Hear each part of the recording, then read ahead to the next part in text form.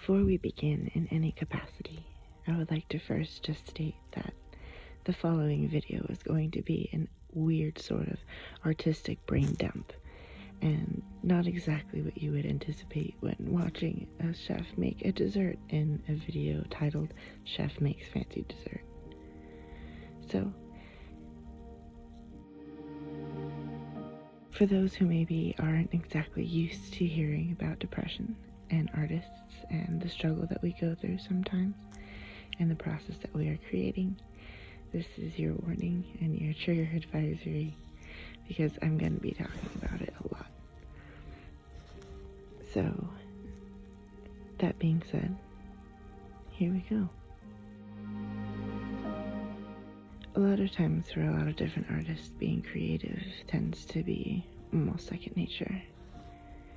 It's like picking up a pen or a paintbrush is just what seems right at the time. And the translations that you get from actually touching paintbrush to canvas is sort of a release of the endorphins that we keep hidden, all of the emotions we hope no one else will see or feel, or at least the ones that they can't see us seeing or feeling.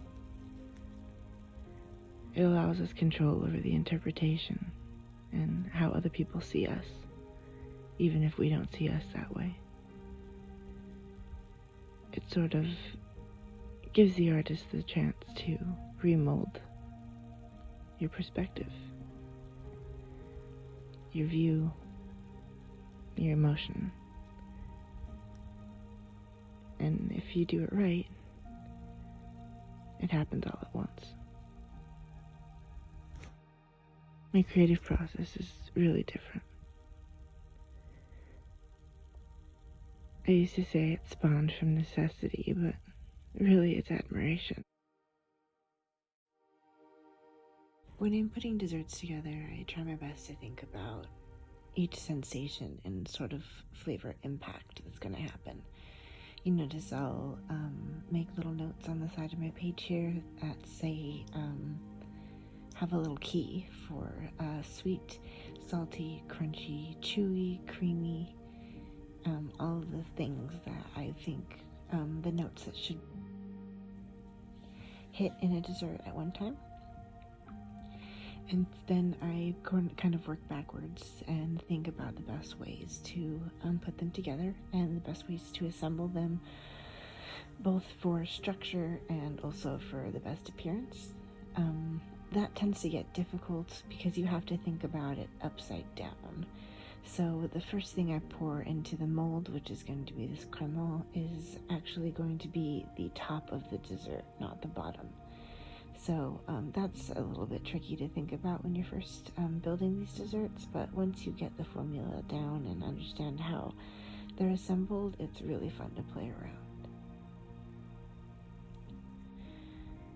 What I was going for with this is I really wanted a death by chocolate dessert that wasn't just one note and super intense without being complex. So I was trying to build layers of depth, and I chose to add a little bit of nut, a toasted pecan praline in this case, so that I can balance out the flavors and add a little bit of salt so that the bitterness of the black cocoa is offset just a little bit by the salt, and then the semi-sweet chocolate can sort of come in and give it a big blanket and make it warm and cozy again after the fight between salt and bitter.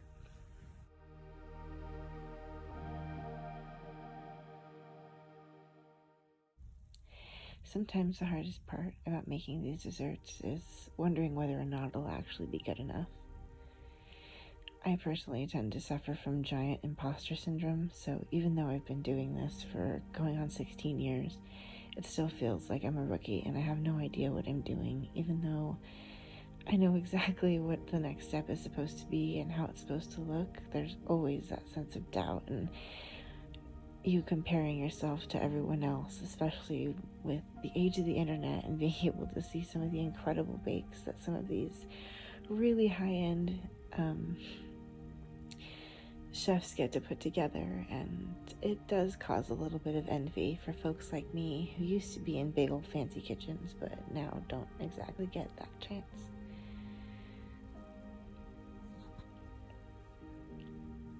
I kind of wanted to use this as my homage to the grandiose kitchens of my career's past.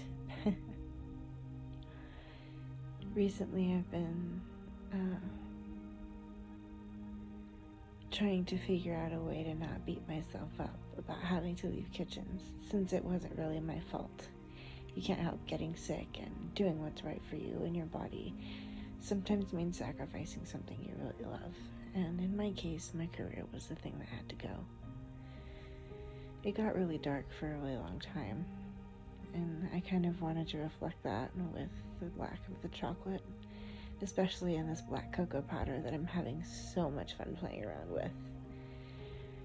What makes it black cocoa is it's processed even further and roasted even more than a Dutch processed cocoa.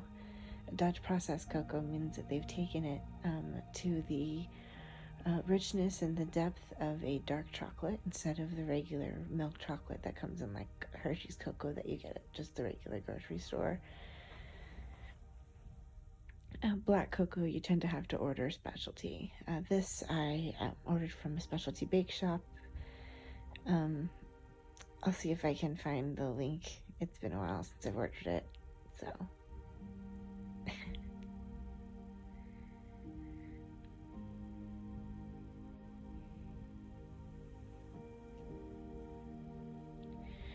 When you're making creams or stovetop stirred custards, which this is, you tend to really want to be careful with not only the heat of your cream, but when you're switching after you've tempered your eggs into the actual cream base and you transfer it back into the pan, you want to make sure you're using a fresh, clean pan. That is for a couple of reasons. A, it makes sure that there's no residual pieces of the custard from before on the edges of the pan that won't overcook or curdle and begin to affect the texture of the rest of your cream. And it also makes it so that you're not going into a heated pan.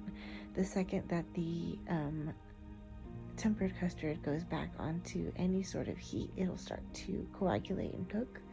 So you want to make sure you do that as slow and as nicely and as smoothly as possible. And the best way to make sure of that is to use a fresh, clean, cold pan when you're transferring your temper back onto the heat. And you never want it to boil. For custards, boil is bad. Boil means curdled eggs, and nobody likes egg soup that's sugared.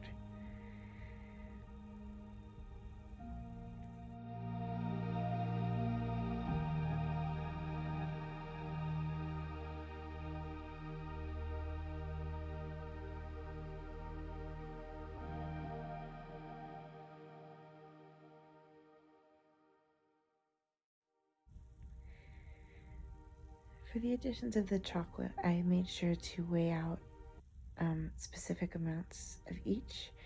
For this, I went all even, so there are about 150 grams of each type of chocolate, and the addition of black cocoa into the largest amount of, or the largest, widest bowl, I should say.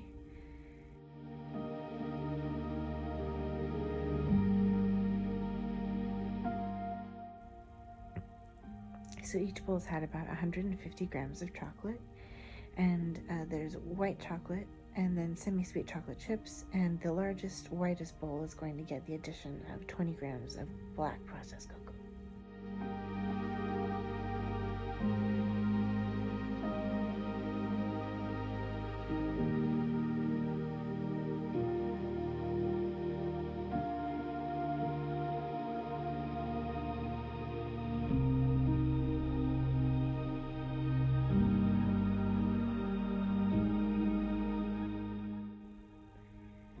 The black cocoa adds a really nice depth, and I feel it brings an entirely new sort of perspective onto what you think chocolate is. I think that the real problem with death by chocolate desserts in most restaurants is that it's all very one note and very in your face and very intense all at one time. I sort of want each bite of this to be a new experience, a new sort of adventure into what you thought the depths of the chocolate forest could be.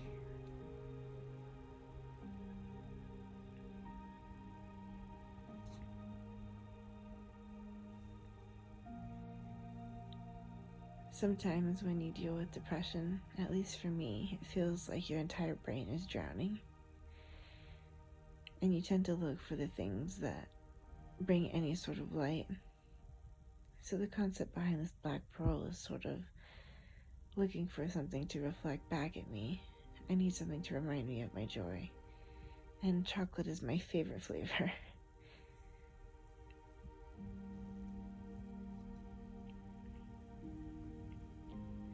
Sometimes I think as artists it's important that we don't actually feed into what other people expect, and especially work in a body of work that is designed specifically for ourselves. I think if we neglect ourselves when we create, it tends to open up a door for us to sort of be dissatisfied with what we're actually making. And that's sort of where I've been in the last couple of years. It's just this intense dissatisfaction of what I've actually made. And looking back at it, it's all really wonderful, and I should really be nicer to myself. But the hardest time that I have is judging my own work, honestly. And dealing with being so sad all the time, even when you can't necessarily control it and don't have an excuse for it. It makes it hard to actually enjoy the things that you've done, and especially enjoy things other people are doing. It's been one of the darkest years of my life. I can honestly say probably one of the most questionable as far as safety goes, and I think I've done well to bring myself out of it and to try my best to keep trying, even when I don't want to, even when I don't feel I'm worth it. I'm lucky enough to have people in my life that remind me that I am. And I appreciate them very much. And they'll get this dessert first.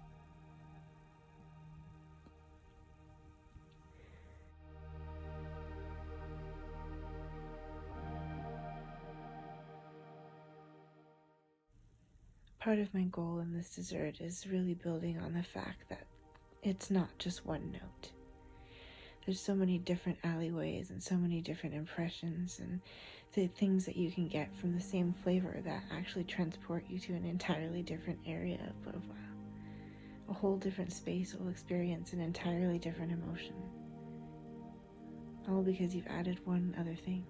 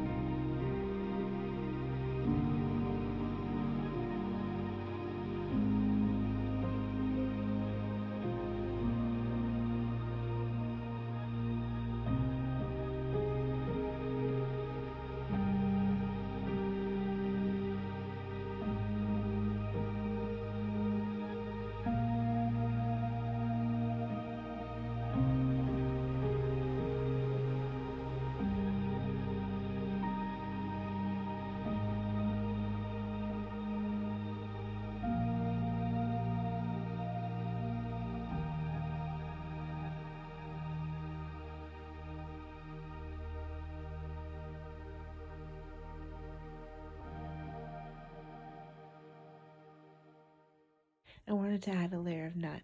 I chose a pecan because I thought that it would bring a nice sort of crunch without allowing it to be overly difficult to crunch or chew.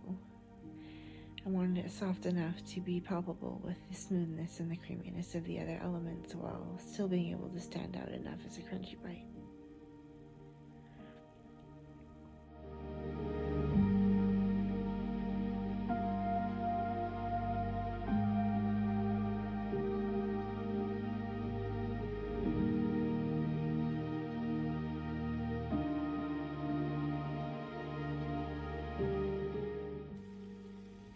I add the toasted nuts and sugar to my food processor while it's completely warm still. Fresh and hot is best. It does sometimes give off a little bit of fume of the oil while it grinds, but if you use a towel, you'll avoid choking.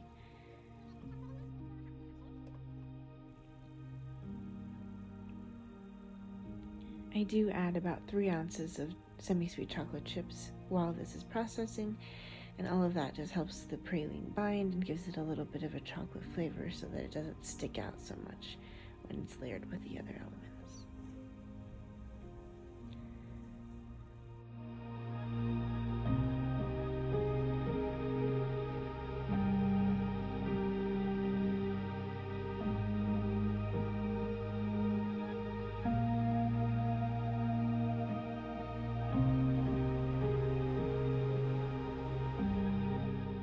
My file's completely corrupted, and I lost all of the footage of the baked cake, and me cutting the baked cake, and me layering the baked cake, and me making the gray mousse. But I'll see if I can get to work on a gray mousse and cake tutorial soon so that everyone can see exactly what the last 2 layers of this cake look like, but it was so much work. I am not going to record it for this video. I really want this to be up, so that'll come later, but yeah. Yes, the mirror glaze is a very difficult thing to get correct. While it might be basic in procedure, if you're not careful about how you add the ingredients, when you add the ingredients, and what temperature everything is both held and poured at, it gets a little bit tricky and sometimes might not pour at all. These sorts of glazes are really easy to reuse, and because you're pouring, there's a lot of residual and excess, and that's easily scraped into a container to be used and melted again back to the proper consistency and temperature for pouring. You never want to add cocoa powder to glazes or to anything while it's boiling. You always want to turn the heat off because the cocoa will scorch if it's too hot, so you do want to allow for a little bit of time for some of the residual heat to escape from your pan before you add your cocoa, and then you stir like the wind.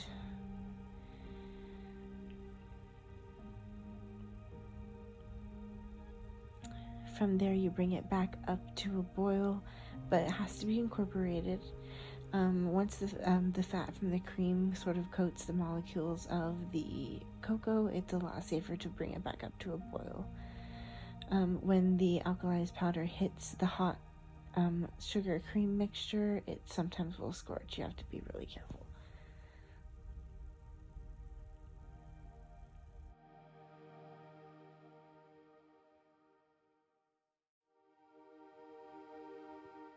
Then you strain it and stir it and strain it and make sure all of that delicious cocoa is incorporated into your shiny glaze.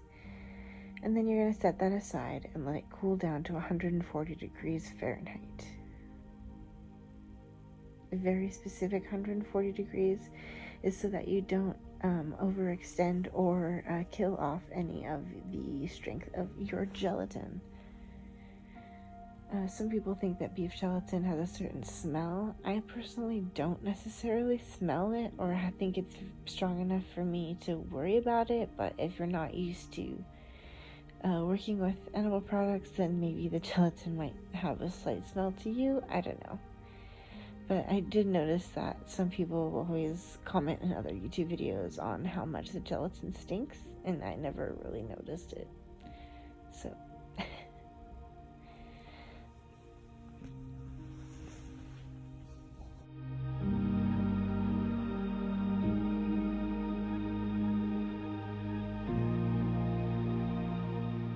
So as far as glazing these guys go, it's going to be a fairly easy situation. You have to get the glaze between 87 and 90 degrees, and then you gently pour over your ice cold molds. I just popped these guys back in the freezer and brought them out so that we can glaze them nicely and evenly.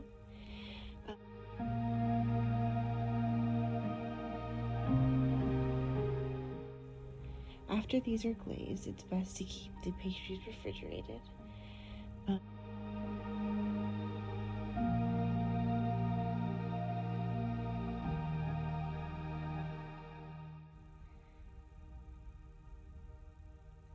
I wouldn't recommend putting the pastries back into the freezer because sometimes you can get cracks or sweating and it just doesn't look as nice.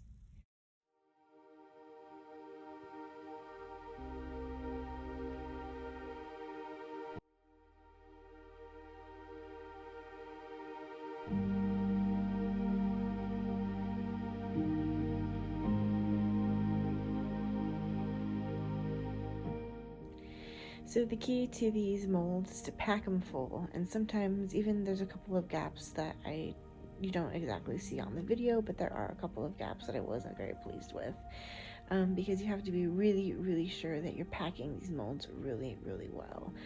So for structure purposes, after the praline, I did a little tiny layer of mousse, and then a layer of cake, another layer of mousse, and then a final layer of cake to seal off the bottom.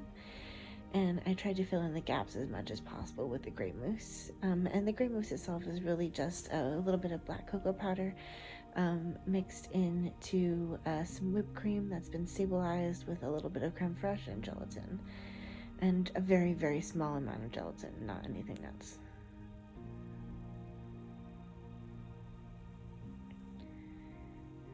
When I say small amount, I mean literally less than 4 grams.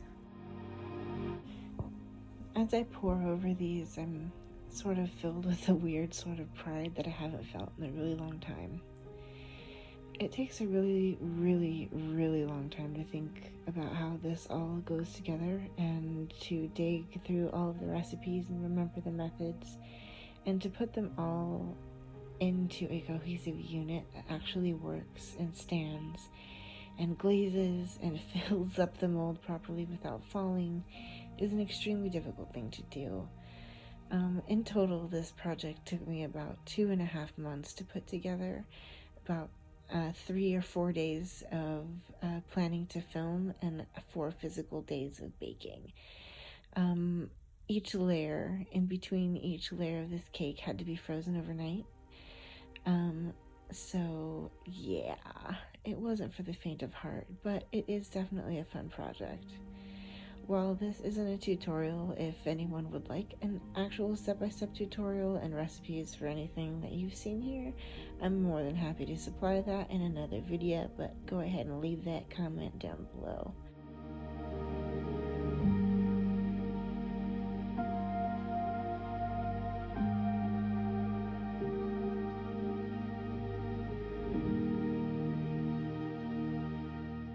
I started this dessert wanting to show my skill level and what you can push for a 40 follower special. But what it ended up being is a love note to myself and the kiss goodbye to my depression. So here's Death by Chocolate, the Black Pearl.